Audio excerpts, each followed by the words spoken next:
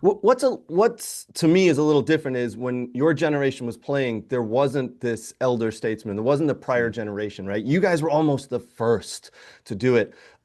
Is that, but like you just said, you were able to give a little kick in the ass when there wasn't anything before. No one had the spectacle in the eye on the sport and the players like they did before, they have now. What is the difference in generations with today's players and your generation? Good and bad. Is it that there's got to be so much more, obviously, with social media? Is it a good thing? Is it a bad thing? Where do you stand on kind of all of that? I mean, I maintain an incredible pride in how far we've come, Yep. and when I look at the opportunities that this generation has, I don't begrudge them. I am jealous in a positive sense, Sure. but I'm also incredibly full of pride that this has happened and all of these opportunities and these resources that they have.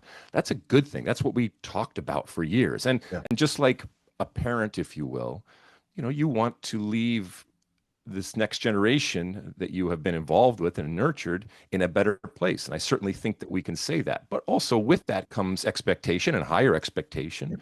And I think responsibility. I think where we might have kind of veered off, and it's almost kind of a natural progression and challenge, is that with all of these resources and opportunities that we've given, we haven't maintained from the start, hey, now we expect more.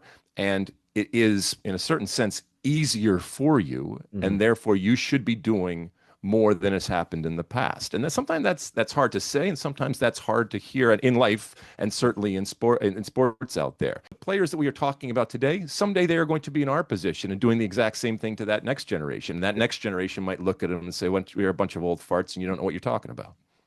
You nailed it on the head there.